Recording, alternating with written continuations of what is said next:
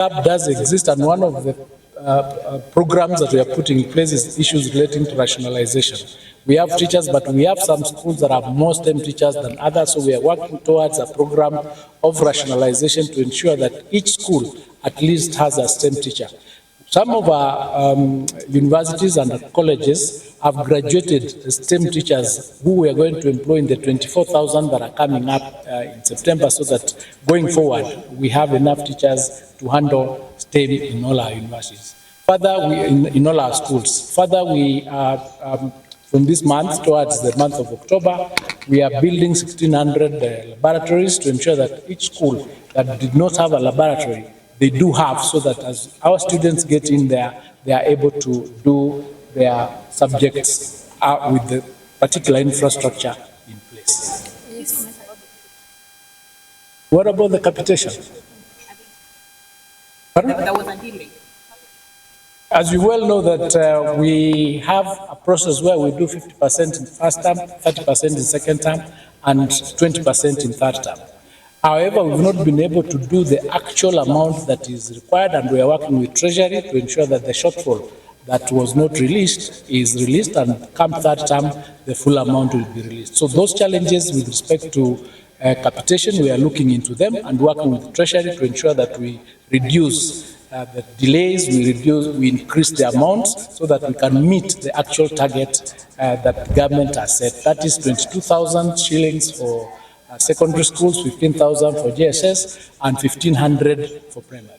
Yes. Can you comment on the unrest in schools, and also where are we with the issue of Alliance Girls? Do we know where the teacher is, or what is she doing in regards to that? When that issue of Alliance Girls was brought to us, we immediately initiated investigations on the conduct of that particular teacher on two fronts. One is administrative from the ministry and TSC, and one is criminal, and that process is ongoing. And we've said, as a government, we have a policy of no grooming, no molestation, no sex relations, no sexual advances to the students in any particular school.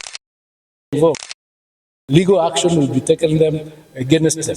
And therefore, that is actually the position of government, and investigations are taking place. A human resource that is acceptable across the world. But we've not done that well in the STEM field, and we've not done that well in industrialization. So we are coming together as African countries to collaborate and ensure that we engage our individual governments to invest more in STEM, so that we can progress in that industrialization process in order to provide jobs for our youth. As you know, we have a youth bulge. The 60% of the population in Africa is under 30. And by the year 2050, 1 in every 4 youth will be from 1 in every 4? 4 in every 1 will be from Africa. So we have to ensure that we put programs in place that support that particular group as we continue working in our individual countries. So this team that is here will be discussing the various methods of collaboration.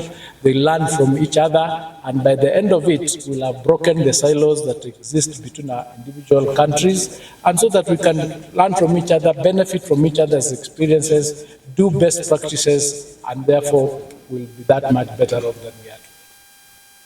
Yes.